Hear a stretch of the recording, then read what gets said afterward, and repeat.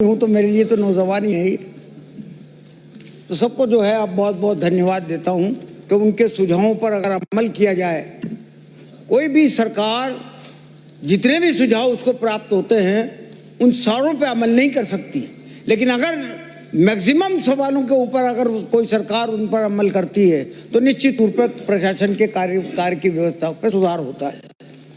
मैं माननीय सदस्यों का इस बात के लिए भी ध्यान आकर्षित करना चाहता हूं कि जो कटौती प्रस्ताव उनके द्वारा जो दिए गए हैं, मैंने उनका जवाब भिजवाने की हर संभव कोशिश करी है और जिनके पास नहीं पहुंचा है उनके पास 1 या 2 रोज में जरूर पहुंच जाएगा।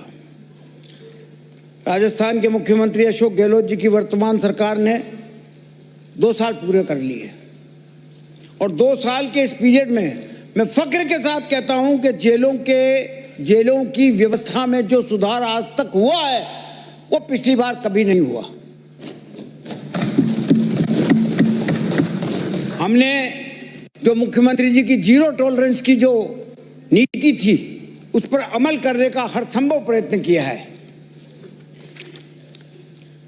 सभापति, जेल प्रशासन ले ले, मैं भ्रष्टाचार की बातें कही आई, मिलीभगत की भी बातें कही आई, आपराधिक प्रवृत्तियों की भी कई बातें आई। मैं उनको स्वीकार करता हूं कि ये बातें खत्म नहीं हुई हैं और न ये खत्म होंगी। ये खत्म यूं नहीं होंगी कि आपको ध्यान होगा दुष्यंत की महारानी शकुंतला जब महल से नीचे उतर करके नदी में नहाने गई तो उसके हाथ की अंगूठी नदी में गिर गई, बह गई और वो बह करके एक मछली के पेट में चली गई। मछुआरे को एक रोज वो मछली पकड़ में आ गई, उसने जब उसको चीरा तो उसको अंगूठी मिल गई।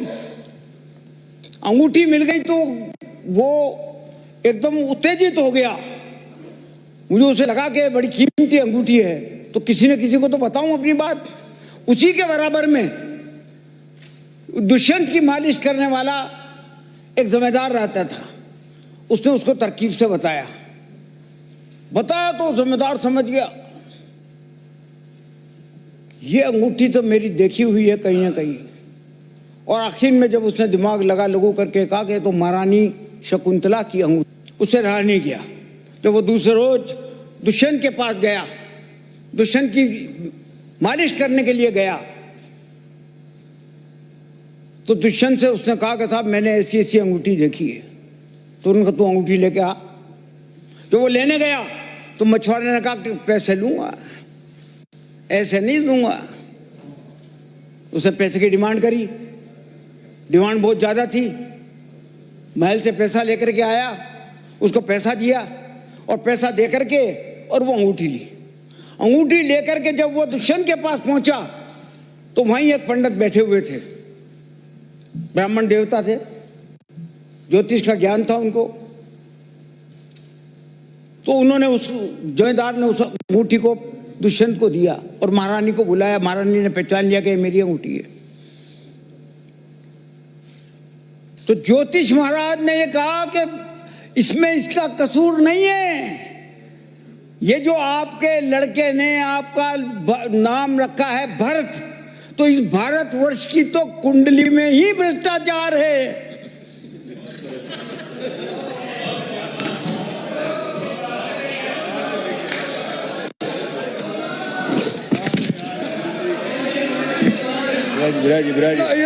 ये पूरे देश का अपमान कर रहे हैं। भारत की कुंडली में ये बात कर रहे हैं, हमारी संस्कृति का अपमान कर रहे हैं। ये कोई बात हुई? माननीय सभापति महोदय, इस नाम को विलोपित किया जाए। हमारी भारतीय पुरानी संस्कृति को भारत पर भ्रष्टाचार का आरोप लगाने वाले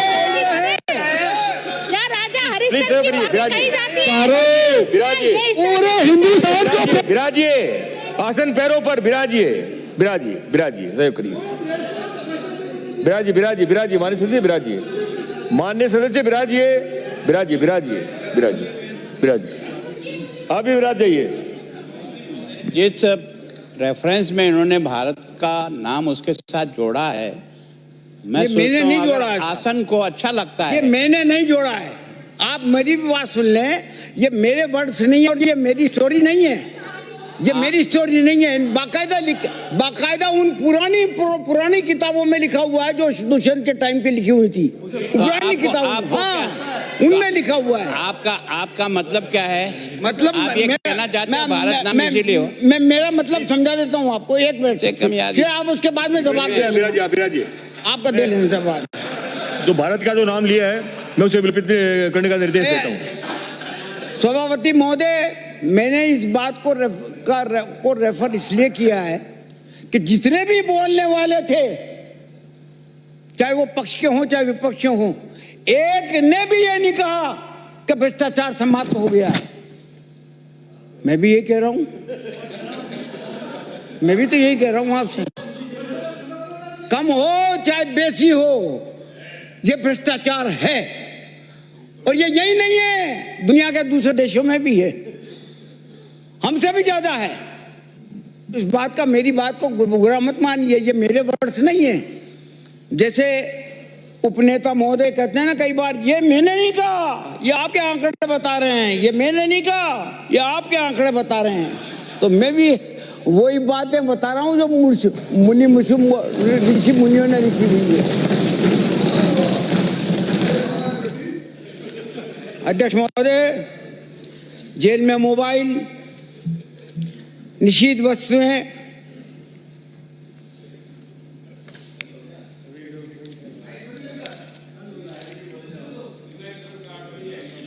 और जेलों में आपराधिक गतिविधियों के संचालन के लिए जितना अंकुश ये सरकार लगा सकती थी, और यहां तक कि मुख्यमंत्री ने, माननीय मुख्यमंत्री जी ने 21 नवंबर 2020 से ऑपरेशन फ्लश आउट उठाया। आप छाती पे हाथ धर के कह दो कि इस ऑपरेशन ये आपका फ्लश आउट से क्या भ्रष्टाचार पर और इन बातों पर का ये रोक नहीं लगी? ये आपने भी स्वीकार किया अपनी बात। गत 4 हफ्ते की अवधि में ऑपरेशन फ्लश आउट के अंतर्गत सराहनीय और प्रभावी कार्रवाई की गई।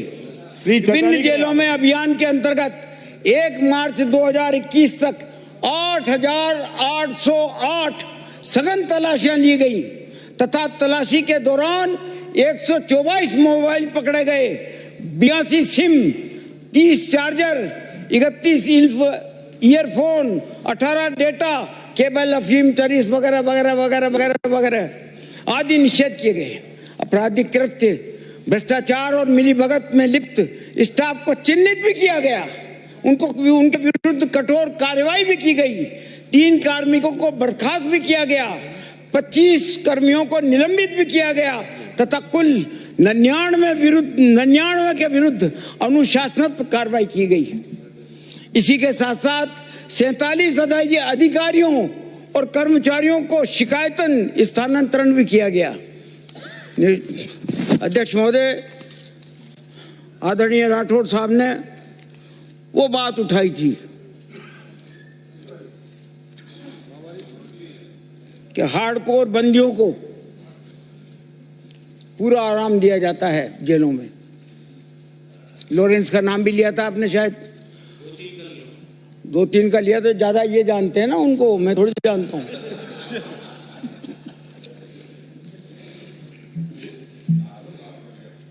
जेल के आतंक के पर्याय बने 69 हार्डकोर बंदियों को कंफर्ट जोन से अन्यंत्र जेलों में स्थानांतरित किया गया और उनको उपलब्ध कराई जा रही अनाधिकृत सुविधाओं पर भी रोक लगाने का हर संभव प्रयत्न किया गया। वो कौन लोग थे मैं बताता हूं आपको, जिनको हाई सिक्योरिटी जेल अजमेर में भेजा गया। लॉरेंस के बाबत आपने एक बात कही थी, आपको ध्यान होगा कि जेल में बैठा बैठा भी अपने व्हाट्सएप पे मैसेज भेज रहा है, ये भेज रहा है, वो भेज रहा है। वो पुरानी बात थी, वो पुराना रेफरेंस था, उस अभी का नहीं था। वो जब से वो जेल में गया, जिसके बाद जिस वक्त का नहीं था।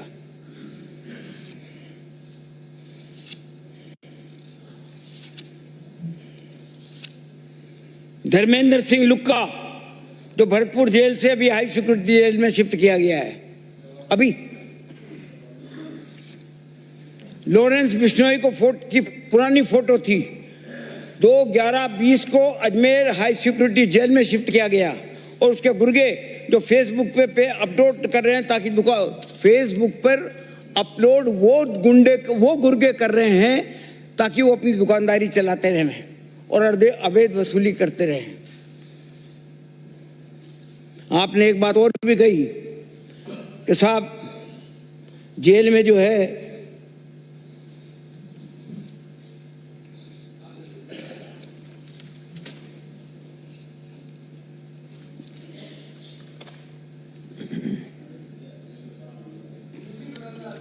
जितनी क्षमता है उससे ज्यादा कैदी भर रखे हैं। मैं पूरे सदन को बताना चाहता हूं कि क्षमता से मात्र 97% कैदी हैं।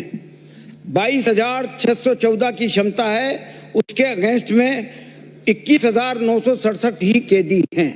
एक बात ये भी आपके द्वारा कही गई कि शौचालय की कमी है। अखिल भारतीय मानक के अनुसार 8 बंदियों पर 1 शौचालय होना चाहिए, अर्थात 8 पर 1, जबकि राजस्थान में 6 बंदियों के ऊपर 1 शौचालय है। तो राठौड़ साहब अब इससे ज्यादा तो आपके भाषण की गलतियां मैं और क्या पकड़ूं।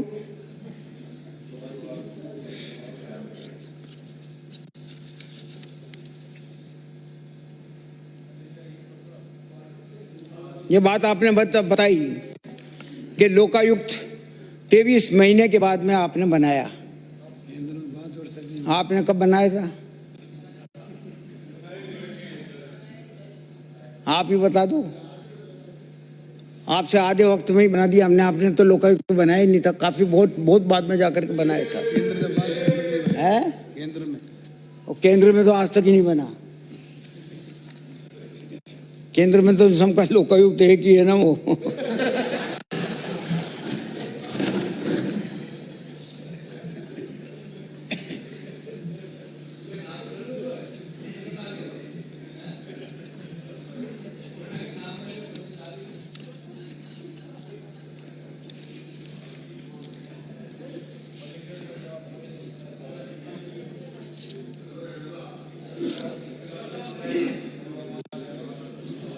प्रत्येक जेल में एक शिकायत पट्टिका रखी हुई है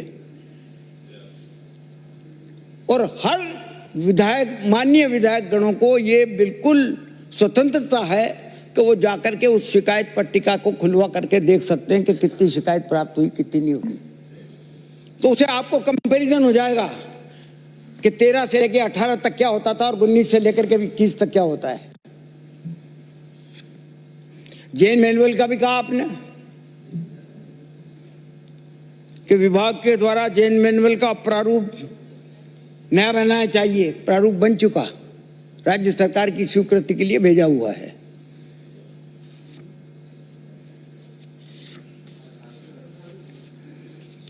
इसी प्रकार से दूसरी बात में भटक गया, मैं बोलता बोलता ये दूसरी आपकी बातों पर आ गया।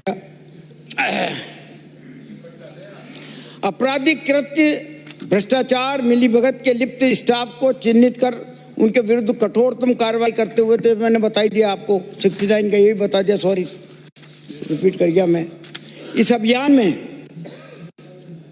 आपराधिक वृत्तियों के से लिप्त 128 से अधिक जेल कर्मियों के विरुद्ध विभागीय कार्रवाई भी की गई है। और अभियान में जैसा आपने कहा कि पुरस्कृत, नारायण जी ने कहा कि पुरस्कृत करना चाहिए कि उन लोगों को जो अच्छा काम कर रहे हैं। अभियान में अच्छे काम करने वालों को 150 कर्मियों को पुरस्कृत भी किया गया। कैदियों को आरामदायक जीवन एवं अपराधियों के गठजोड़ की संभावना को समाप्त करने से पुलिस को मदद भी मिल रही है। ऐसे अभियान चलाकर जेलों में कठोर अनुशासन की प्रवृत्ति को बढ़ावा दिया ताकि अपराधियों को गठजोड़ पर लगाम लगाई जा सके। सभापति महोदय, कोरोना काल में नियमित न्यायालय की पेशियां बंद हो गई, बंद होने के दौरान 25 जेलों में वीसी के माध्यम से मई 2020 से लेकर के जनवरी 2021 तक 12,422 बंदियों की पेशी भी करवाई गई। और इस बात के भी प्रयास किए जा रहे हैं कि जेलों में वीसी के द्वारा न्यायालय की सुनवाई की व्यवस्था को बढ़ाया जाए। ये व्यवस्था 85 जेलों तक ई पेशी के विस्तार का प्रयास भी किया जाएगा 95 पे। भारत सरकार के द्वारा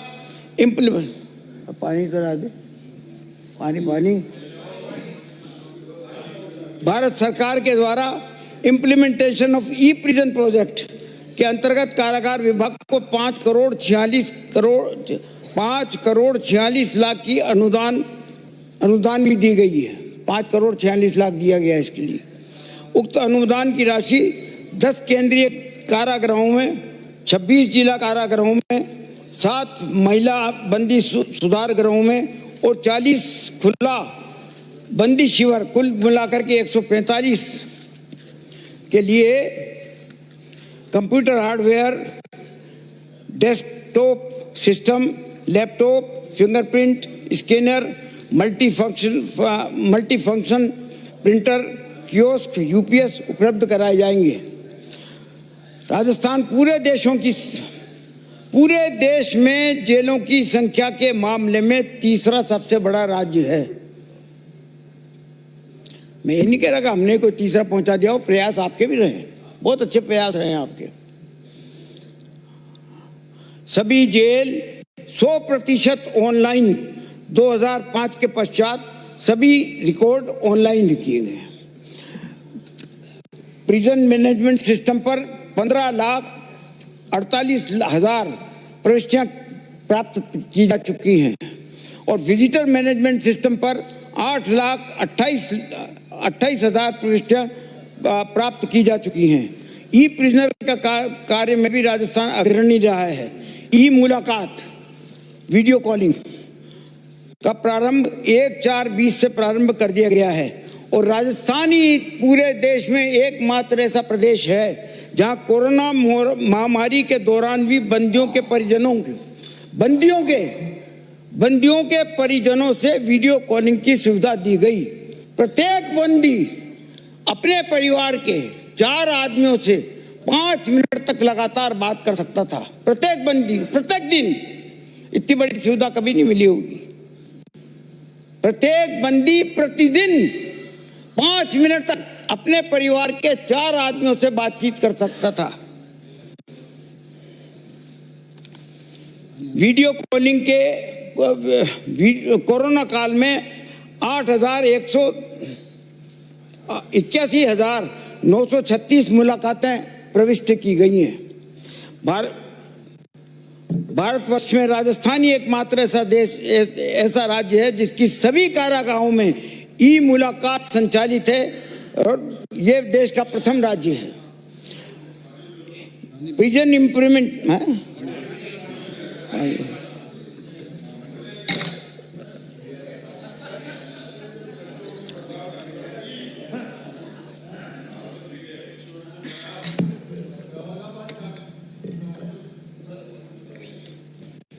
प्रिजन इनमेंट्स कॉलिंग सिस्टम बंदी जेल में स्थित पीसीओ से अपने 4 रिश्तेदारों की मैं बात बता चुका हूं, सॉरी आपको रिपीट कर गया। योजना प्रारंभ 47,109 बंदियों को सुविधा दी गई और जिसमें प्रति सप्ताह 2,10,000 मिनट वार्ता की गई। बंदी कल्याण के लिए नई योजनाएं प्रारंभ की जा रही हैं। जेलों की अतिरिक्त भूमि पर जेलों की किस प्रकार से अपनी खुद की इनकम हो ताकि जेलों के अंदर का इंफ्रास्ट्रक्चर जो है वो किस प्रकार से मजबूत हो सके। तो जेलों के पास जो एक्स्ट्रा भूमि है उसमें कुछ न कुछ इस तरीके का प्रयास किया जाना प्रारंभ कर दिया गया है जिससे कि जेलों की आमदनी हो जाए। मिसाल के तौर पर जयपुर में बाकायदा पेट्रोल पंप खोल दिया गया जेलों के द्वारा। उस पेट्रोल पंप को चलाने वाले भी बंदी हैं। वही बंदी है, और जितनी आमदनी आती है वो सारी की सारी जेल के सुधार के लिए, जेल के इंफ्रास्ट्रक्चर को मजबूत करने के लिए लगाई जाती है। बंदी कर्मियों को कोरोना वायरस का दर्जा दिया गया है। बंदी वर्दियों को, जो बंदी कर्मी थे उनको कोरोना वायरस का दर्जा दिया गया, और कोरोना ड्यूटी के करते वक्त अगर उनकी मृत्यु हो जाती है तो उनको 50 लाख रुपए देने का मुख्यमंत्री जी ने घोषणा की थी। 50 लाख रुपए देने का। 2855 स्टाफ बंदियों को कोरोना से जो संक्रमित हुए पूरे राजस्थान में, उनकी संख्या थी 2855 होने के बावजूद भी प्रोटोकॉल में सख्ती की पालना से करवाई गई। और आज हमें कहते हुए खुशी है कि कोविड से संक्रमित स्टाफ व बंदियों की संख्या पूरे राजस्थान की पूरे जेलों में 0 है। बंदियों को पूरी मजदूरी मिले, इसके लिए नियोजित बंदियों की मजदूरी में लगभग 20% वृद्धि की गई है। इसे सामान्य श्रमिकों की न्यूनतम मजदूरी के समान कर दिया गया है।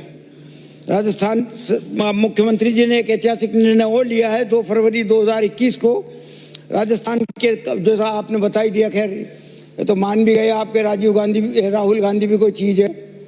हाँ, आप मान गए ना कि राहुल गांधी भी है कोई चीज। वो तीनों का तीनों पॉइंट आ गए आपके इसमें। शांत रहे प्लीज, बोले दे। सफाई का काम हरिजन भी पहले था, ये पाबंदी के सफाई का काम सिर्फ हरिजन ही करेगा, उसको हटा दिया गया है। भोजन बनाने का काम ब्राह्मण या कुलीन वर्ग का ही कोई व्यक्ति करेगा, उसको हटा दिया गया है। इसी तरीके से व्यक्ति को उसकी जाति के आधार पर क्रिमिनल माना जाता था, जैसे आपका साठिया होता है, कंजर होता है, और बताओ ना कौन कौन सी है, और कई जातियां हैं ऐसी जो कि वो जिनको जाति के नाम से जो है मान लिया जाता है, तो वो भी हटा दिया गया है। हैं? तो क्यों पूछ रहे हो आप? ये मुझसे ज्यादा जानकारी रखते हैं। ये क्या बात हुई साहब? वाह, ज्यादा जानकारी होगी तो उससे पूछो। तीनों प्रावधान हटा दिए गए हैं। इनके कारण जातिगत आधार पर बंदियों को काम के बंटवारे में असमानता और भेदभाव प्रतीत होता था। कारागाहों में जाति व धर्म के आधार पर असमानता नहीं रहेगी। जेल विभाग जेलों के सुधार की दृष्टि से देश में अग्रणी रहा है। Tata trust of India justice report 2020, आपने भी एक रिपोर्ट का हवाला दिया था, मैं दूसरी रिपोर्ट का हवाला दे रहा हूं आपको। टाटा ट्रस्ट की इंडिया जस्टिस रिपोर्ट 2020 में जेल सुधारों की दृष्टि से राजस्थान को पूरे भारत में प्रथम स्थान प्राप्त हुआ है। गत वर्ष यह रैंक 12वीं थी। गत वर्ष मतलब 2019, 18 नहीं 19।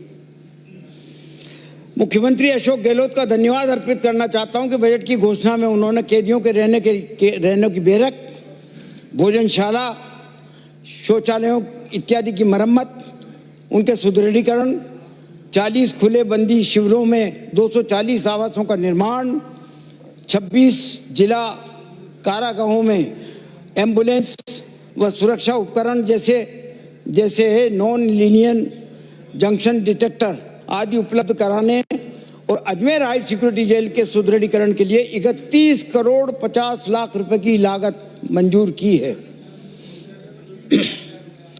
राज्य के समस्त जेलों की बंदी की क्षमता आज 22,897 है, जिसके विरुद्ध 21,967 बंदी निरुद्ध हैं। पिछली भाजपा सरकार के समय जेल में बंद कैदियों के आपराधिक गठजोड़ के द्वारा अपराध के कई मामले सामने आए हैं और इस पर लगाम लगाकर हम राज्य की जेल व्यवस्था को निरंतर सुदृढ़ीकरण और अग्रसर हैं। लगातार नवाचारों के द्वारा जेलों में सुधार की एक नई मिसाल पेश की है।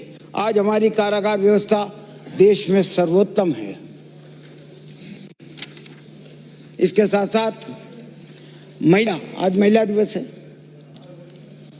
और महिला दिवस पे राजस्थान की सरकार ने एक इतना महत्वपूर्ण आदेश जारी किया है। धौलपुर की वो बहादुर बेटी वसुंधरा चौहान को राज्य सरकार ने पुलिस उप निरीक्षक के पद पर सीधी नियुक्ति देने का निर्णय किया। मुख्यमंत्री श्री अशोक गहलोत ने अंतर्राष्ट्रीय महिला दिवस पर महिला सशक्तिकरण की दिशा में एक महत्वपूर्ण निर्णय लेते हुए वसुंधरा के अदम्य साहस व शौर्य को सम्मान देते हुए इसकी मंजूरी दी है। जैसा आपको पूरा स्टोरी याद है, बोलने की जरूरत नहीं है कि 3 मार्च को क्या क्या हुआ था। उसने बदमाशों को पकड़ करके और ये कहा उसको छोड़वा दिया। उसको छोड़ने के लिए जो लुक्का को, धर्मेंद्र उर्फ लुक्का को जो आया था, उसको छोड़ने नहीं दिया, पकड़ लिया, उसको गिरफ्तार करके उसको भगा।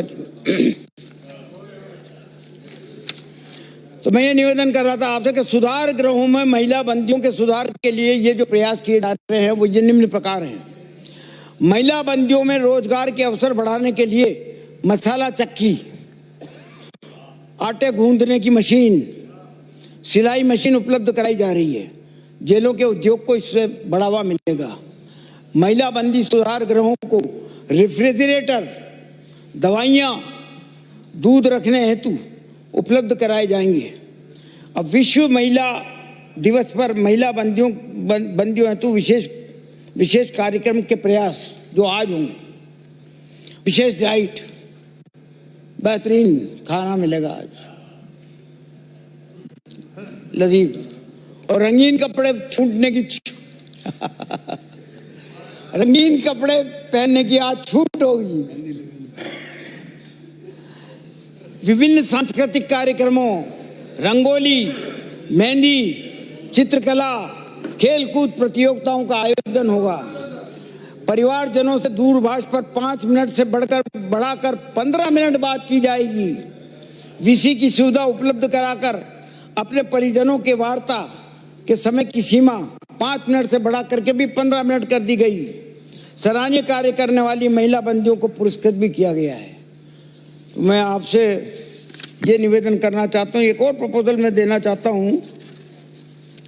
हालांकि कोई ये सरकार के द्वारा दिया गया प्रपोजल नहीं है, लेकिन मेरे मन में आई ये बात कि चूंकि ज़्यादातर माननीय सदस्यों ने कहा था कि शहर के बिल्कुल बीच में आ गई है जेल, वहाँ से जेल को हटाना चाहिए, टावर लगे हुए हैं, जैमर काम नहीं करता, वगैरह वगैरह, इस प्रकार की कई समस्याएं आती रहती हैं। तो मैं ये निवेदन करना चाहता हूँ कि नई जेल बनाने के लिए जहाँ पर भी जेल प्रशासन यूएलबी से, लोकल बॉडी से जो जमीन मांगेगा उसको बहुत ही कंसेशनल रेट पर उनको दी जाएगी, प्राथमिकता के तौर पर उनको अलॉट की जाएगी।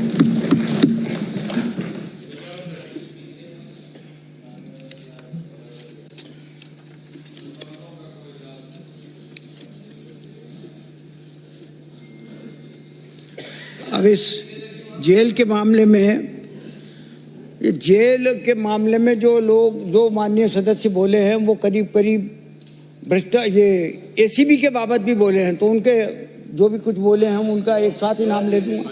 विराजिए प्लीज विराजिए। हम कितने होगा किसी का भी नहीं भेजने में, तो वो भेजेंगे ना उसका।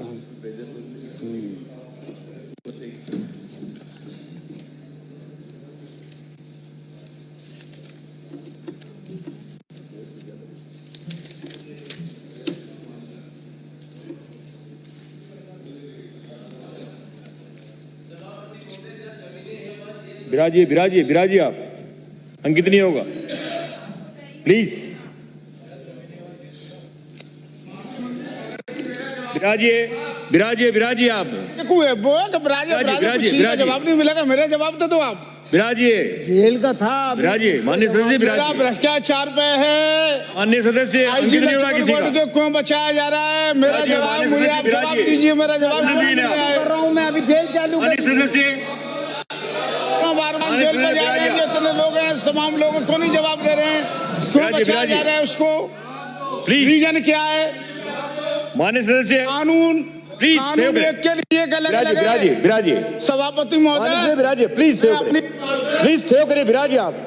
माननीय सदस्य, आप काफी वरिष्ठ सदस्य, विराजिए प्लीज सेव करिए, विराजिए। माननीय सदस्य प्लीज सेव करिए, विराजिए आप वरिष्ठ हैं, आप विराजिए। माननीय सदस्य आप काफी वरिष्ठ हैं, विराजिए आप, विराजिए प्लीज सेव करिए, विराजिए। इनको जवाब तो देने दे अपना।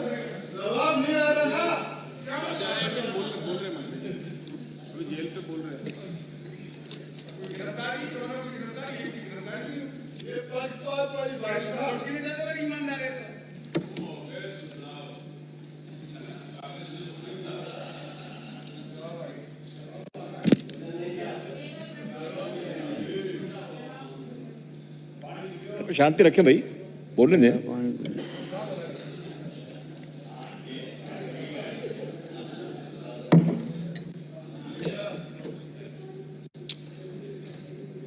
माननीय अध्यक्ष सभापति महोदय, मैं आज मांग संख्या 16 पुलिस के अंतर्गत भ्रष्टाचार निरोधक ब्यूरो की सदन में चर्चा के लिए उपस्थित हुआ हूं। माननीय सदस्यों ने बहुत ही उत्साह, बहुत ही गंभीरता और बहुत ही सक्रियता के साथ इस मामले में जो बहस की है, उससे निश्चित तौर पर सरकार को बहुत अच्छे सुझावों की प्राप्ति हुई है।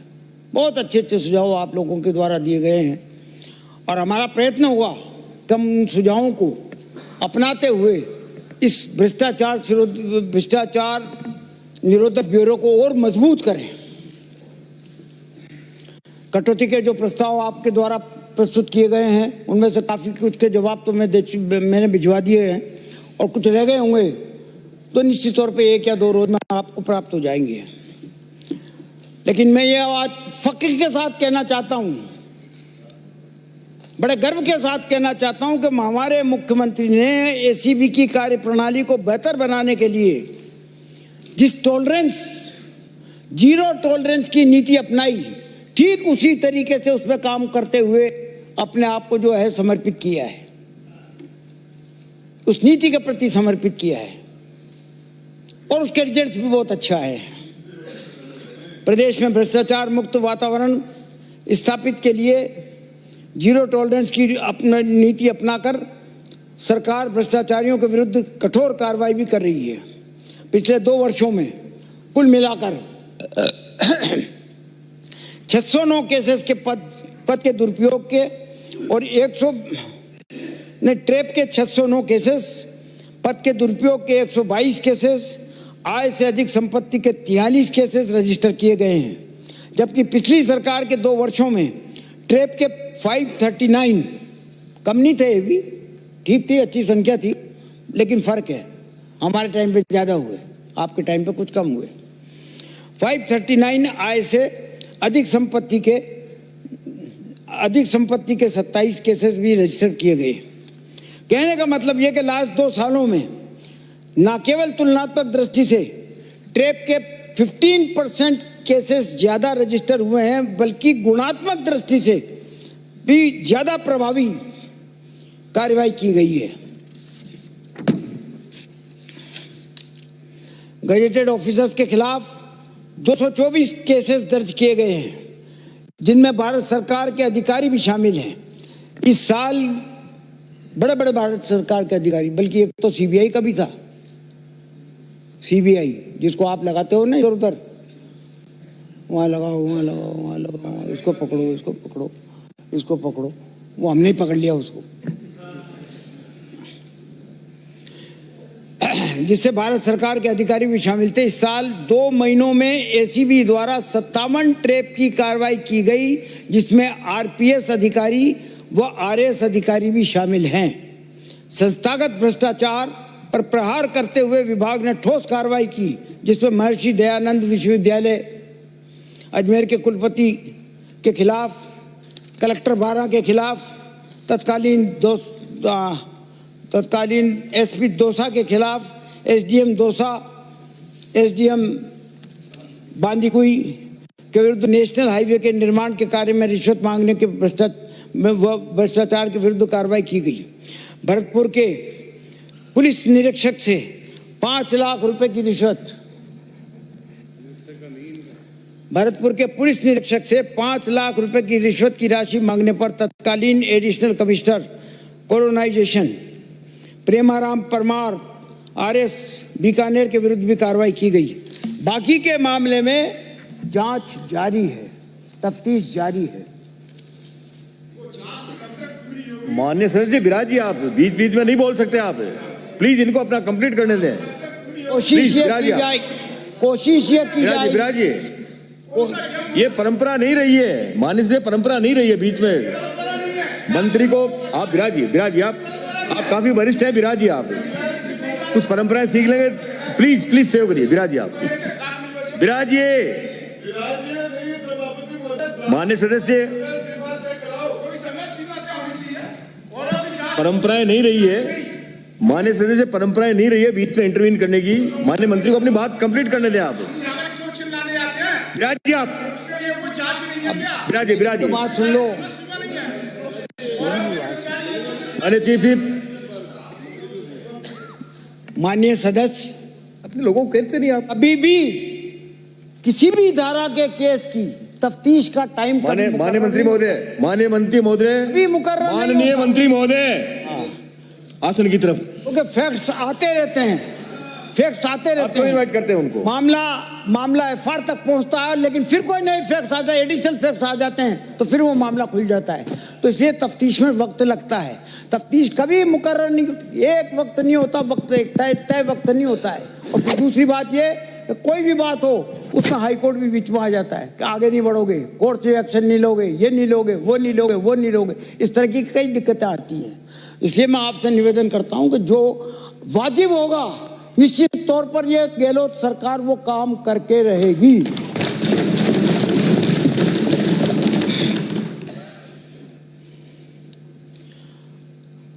आम जन निर्भीक होकर के भ्रष्टाचार के विरुद्ध अपनी शिकायतें एसीबी में दर्ज करावें।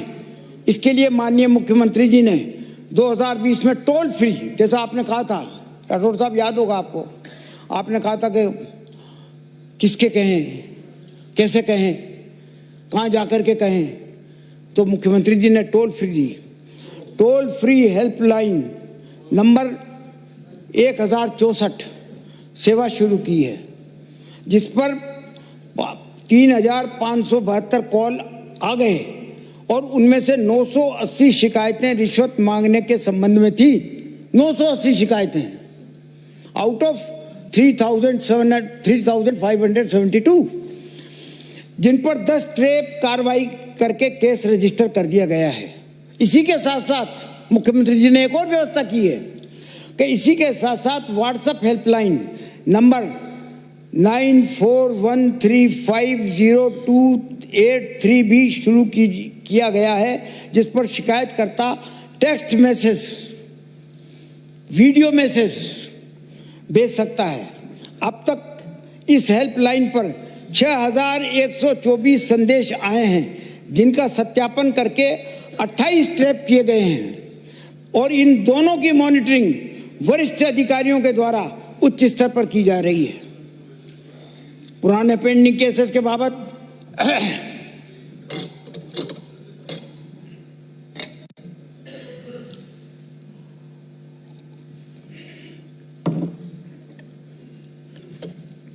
पुराने पेंडिंग केसेस के निस्तारण की स्थिति थोड़ी चिंताजनक है।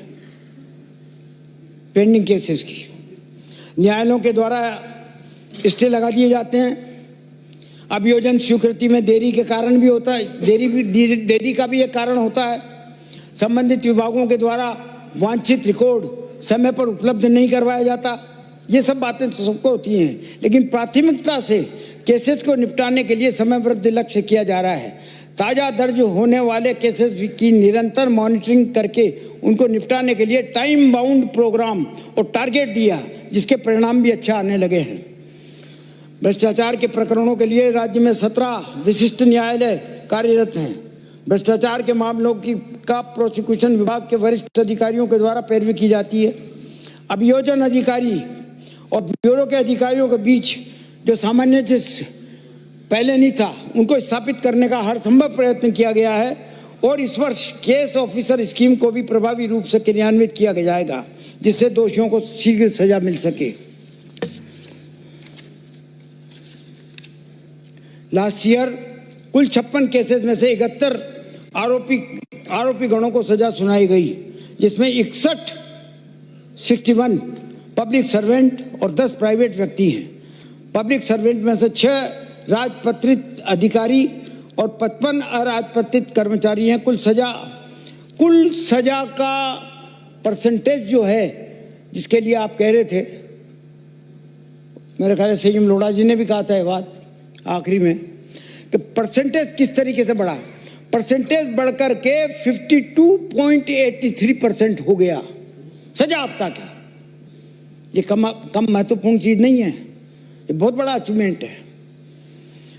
मैं सदन को कुछ इंपॉर्टेंट केसेस की जानकारी देना चाहता हूं, जैसे मोहनलाल स्वर्णकार, जो सहायक वाणिज्यिक अधिकारी कोटा में थे।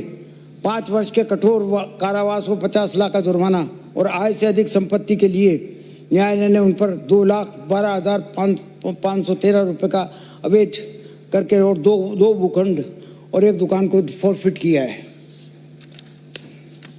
गीता देवी, अध्यक्ष नगर पालिका मंडल आबू रोड, को 3 वर्ष के साधारण कारावास के साथ साथ 50,000 रुपये जुर्माना भी किया है। चंद्रभान जाखड़, CTO, वाणिज्य कर विभाग को 2 वर्ष के कठोर कारावास और 20,000 का जुर्माना किया गया है। ज्ञानचंद व्यास, विकास अधिकारी, को PC एक्ट के तहत में 3 वर्ष का कठोर कारावास और 20,000 रुपये का जुर्माना तथा धारा 13(1)D 12(2) PC एक्ट 1988 में 5 वर्ष का कठोर कारावास और 40,000 रुपये का अर्थदंड भी दिया गया है। गैरीलाल शर्मा, श्रम कल्याण अधिकारी, अमर सिंह खींची, श्रम निरीक्षक, को PC एक्ट 1988 में 3 वर्ष का कठोर कारावास व 20,000 रुपये का जुर्माना भी किया गया है। अब सवाल आता है कि यहां पर यह कहा गया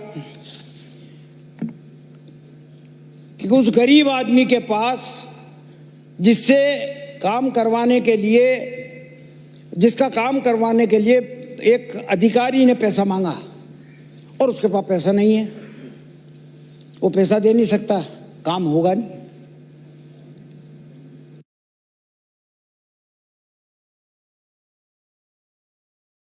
तो पहली बार फर्स्ट टाइम इस प्रकार की व्यवस्था माननीय मुख्यमंत्री जी ने की है, जिसमें लोग सेवक रिश्वत मांगते हैं, लेकिन गरीबी के कारण प्रबल इच्छा होते हुए भी ऐसे भ्रष्ट कर्मचारियों को रंगे हाथों पकड़ाने के लिए रिश्वत राशि का प्रबंध नहीं कर पाते।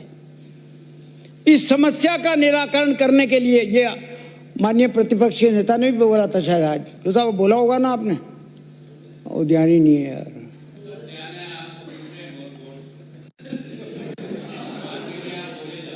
सब मैं तो कह रहा हूँ कि आपने बोला तो आपका जवाब तो दे दूँ ना। मैं तो बहुत सम्मानपूर्वक जवाब दे रहा हूँ आपका, बहुत सम्मानपूर्वक। कई सदस्य बोले थे, शायद आप भी बोले। इस समस्या का निराकरण करने हेतु 1 करोड़ रुपए का रिवॉल्विंग फंड बनाया जाना प्रस्तावित है, जिसके तहत अत्यंत गरीब परिवादी को सत्यापन के बाद ट्रेप हेतु राशि उपलब्ध कराई जाकर न्यायालयों से राशि छूटने के बाद इसी फंड में वापस जमा करा दी जाएगी। इसी के साथ साथ मुख्यमंत्री जी का एक आदेश और पढ़ के बता देता हूं मैं आपको, उससे बहुत ज्यादा क्लियर हो जाएगा।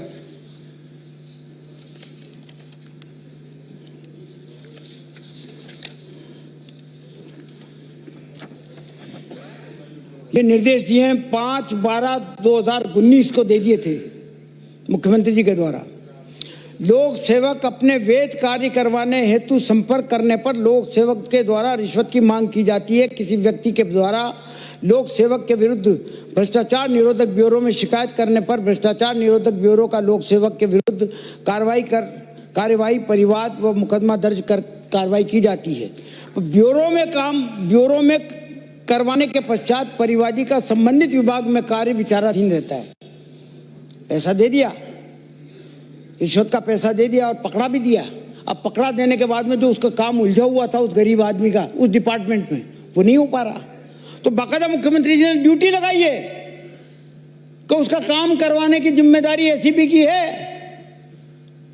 कहीं ऐसा नहीं हो कि उसने रिश्वत में अफसर को पकड़वाने के लिए जो है सारा का सारा दफ्तर नाराज हो गया हो और उसका काम नहीं हो रहा हो। उसको रिवॉल्विंग फंड भी दिया जाएगा और उसका काम भी करवाया जाएगा। ये इस प्रकार का जो है एक आदेश निकाला गया।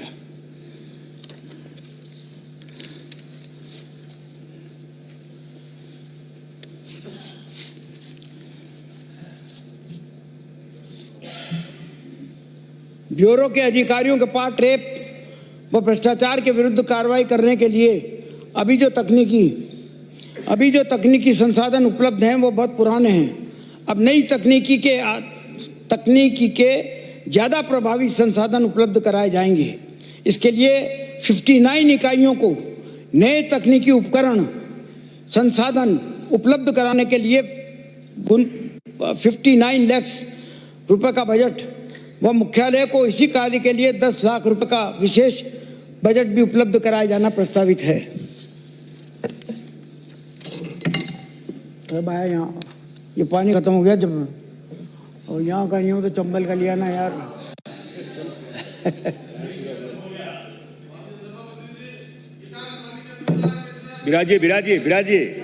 बिराजी अंकित नहीं हो रहा है। बिराजी आप प्लीज सेव करिए। बिराजी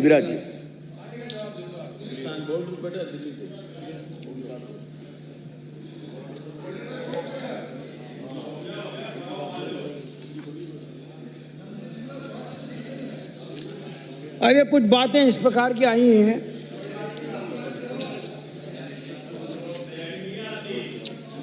जैसे एक महत्वपूर्ण सवाल सांगोद से आने वाले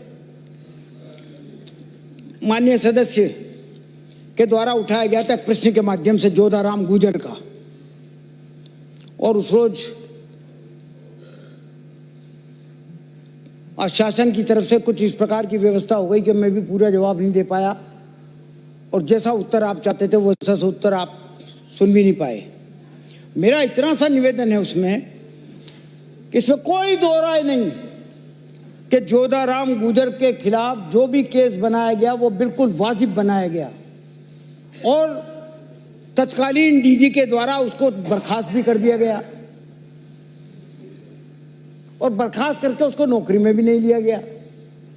लेकिन बर्खास्त शुदा आदमी को एक अधिकार और होता है कि वो उसकी अपील कर सकता है, और वो अपील होती है होम कमिश्नर के पास। होम कमिश्नर ने सिर्फ इतना सा देखा कि क्या इस जोधाराम गुर्जर को डीजीपी के द्वारा सुनवाई का मौका दिया गया था कि नहीं दिया गया था।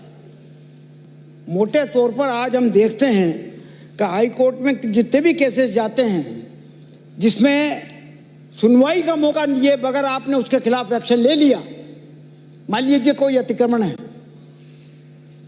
सड़क पर अतिक्रमण है, बगैर नोटिस के आपने तोड़ दिया या बगैर नोटिस के आपने उसको, तो पट से वो जाता है कि साहब मुझे तो सुनवाई का मौका नहीं दिया, और वो स्टे हो जाता है।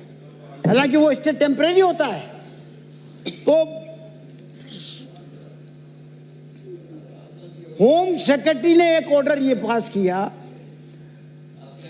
कि इस डीजीपी के इस ऑर्डर को तो अपास्त किया जाता है, लेकिन डीजीपी को यह अधिकार है कि वो पुनः इसको नोटिस दे करके सुन करके उसको सुन करके उसका फैसला करे। कुल मिलाकर के बात इतनी सी थी, उसको नौकरी पर नहीं लिया गया और नहीं उसको जो है ज्वाइन नहीं करवाया गया। दूसरी बात ये थी कि संयम लोढ़ा साहब ने एक बात उठाई कि साहब एसीबी में दर्ज प्रकरण 129/20 आरोपी गण थे। इसमें संजय जैन, गजेंद्र सिंह केंद्रीय मंत्री के द्वारा पैसे का लेन देन कर लोकतांत्रिक तौर पर चुनी हुई सरकार को गिराने के प्रयास के संबंध में आरोपों के संबंध में जो वर्तमान अविश्वसनीय है, तो मैं एसीबी से कहूँगा, एसीबी के अधिकारियों से कहूँगा कि इसमें ज़रा तेजी से जांच करें। एसीबी में आपने ये भी कहा था कि एसीबी में पद स्थापित कर्मियों के द्वारा सूचनाएं लीक करने के विरुद्ध कार्रवाई की जाती, तो एक कांस्टेबल को सूचना लेकर को निलंबित भी किया है, एक उप अधीक्षक, एक पुलिस निरीक्षक और एक हेड कांस्टेबल स्तर के अधिकारियों के विरुद्ध पीसी एक्ट के तहत में भी प्रकरण दर्ज किए गए हैं। काफी हो गया मंत्री महोदय, है था? काफी हो गया, ये दो चार मिनट रह गए, 2-4 मिनट इनका जवाब दे दूं साहब, वरना एसीबी में अभियोजन के अतिरिक्त अधिकारी स्थापित करने के बाबत तो उप निर्देशक अभियोजन के 2 पद हैं, उनमें से एक पद सर्जित किया गया, दूसरा पद सर्जित किया जा रहा है, और तो कोई खास बात है नहीं इसमें।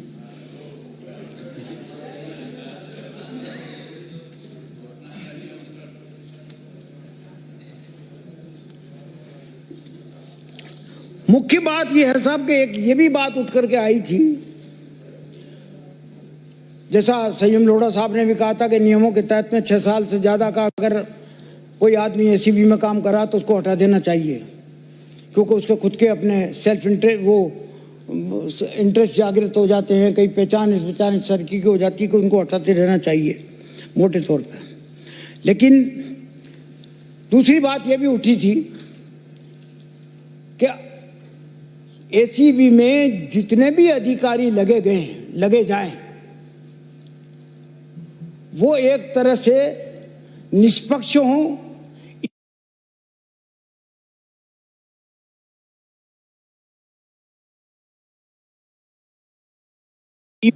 चाहे त्रिपाठी साहब थे, डक साहब थे, मनोज भट्ट साहब थे, अजीत सिंह जी थे, तो 4 साल रहे। लेकिन 4 महीनों के लिए उस नवदीप सिंह को लगाने वाले कौन सी सरकार थी? ये नवदीप सिंह तो वो आदमी था कि जितने भी केसेस आपके 640 हैं, जिन्हें इतनी रिश्वत नहीं खाई हो, जितनी तो अकेला ही खा गया हो, उसको लगाने वाला कौन सी सरकार थी? उसका जिम्मेदार कौन है? अगर एसीबी में कोई सरकार अगर ऐसे अधिकारियों को लगाती है तो उस सरकार की रेपुटेशन क्या रहेगी जनता में, और क्या रही, यह मैं पूछना चाहता हूं।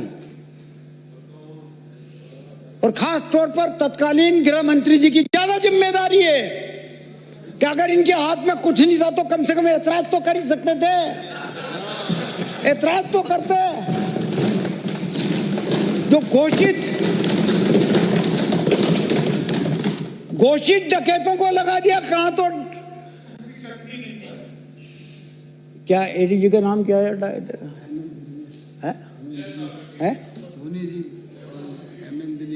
एनएम दिनेश, और कहां सोनी जी, लाहौल बुला।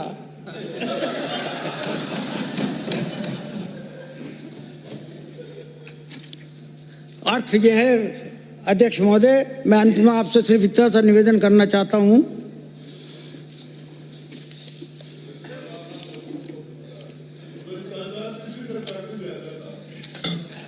अब इन बातों को जानने में से तो कोई फायदा है नहीं सर।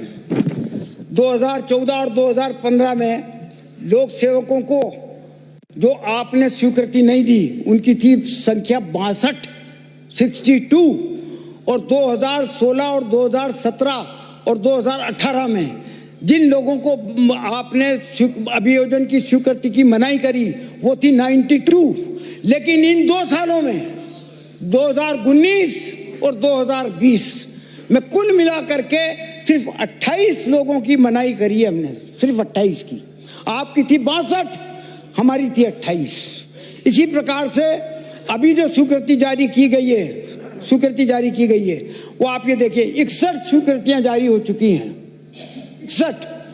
एक बात और बात संयम लोढ़ा साहब की, उस बात को भी आ जाता हूं मैं। एक खत्म कर रहा हूं साहब, खत्म कर रहा हूं, आपको बचा भी नहीं है।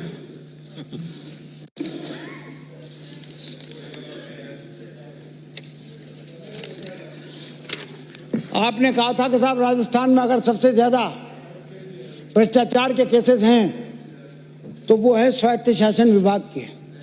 मैंने 8 विभाग छाटे हैं आपके 39 में से।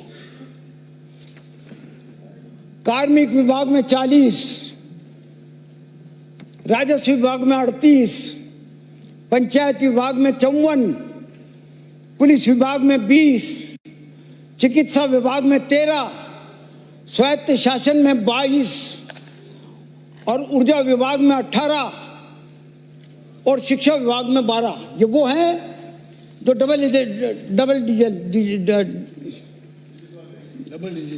डिजिट के हैं। अब सवाल ये रहता है कि जो 22 केसेस आपने स्वायत्त शासन में बताए, तो आपको ध्यान होगा, कानून आपने भी पढ़ा होगा या पढ़ लेना, या मैं कह रहा हूं तो उसी में समझ जाना कि म्युनिसिपल बोर्ड को ही अधिकार होता है कि जो म्युनिसिपल बोर्ड स्वयं नियुक्ति करने का अधिकार जिसको है, जो म्युनिसिपल बोर्ड जिस आदमी को नियुक्ति देता है उसकी अभियोजन स्वीकृति भी वो देती है। यहाँ का डीएलबी नहीं देता या यहाँ का मंत्री नहीं देता। माननीय सदस्य विराजिए।